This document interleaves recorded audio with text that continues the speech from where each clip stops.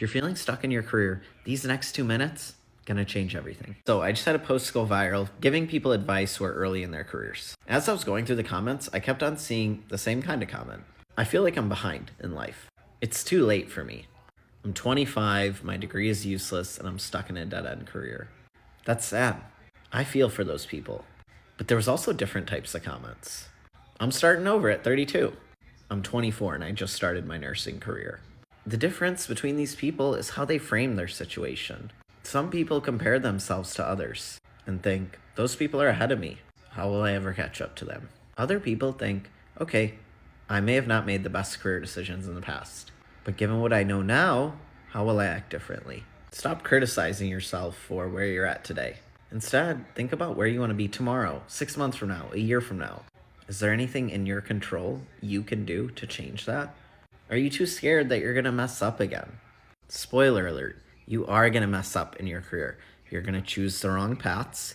You're going to choose the wrong jobs. You're going to choose the wrong companies. That is okay. You have lots of shots on goal. The biggest problem is when you go down a path, it fails, and then you get complacent and stop trying. You need to keep on trying and experimenting until you find what's meant for you.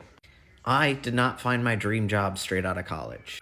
The job I got was in tech sales, and while I liked it for a year and a half and I learned a lot, I knew ultimately I wanted to be a founder. So I had to pivot after that year and a half in tech sales. I had to take a risk on myself. I had to try going off the path that I was on to do a new path. Now, 5 years later, I'm grateful that I did that. When I was in tech sales, I met Vishal.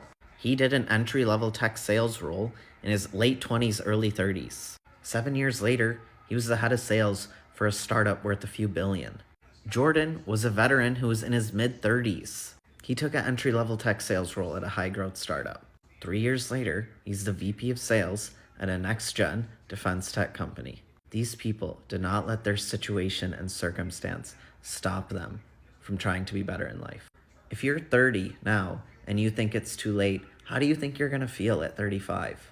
Or you can continue to experiment and try things, and 5 years later, end up as a leader in your industry. So stop regretting the past and start focusing on the future.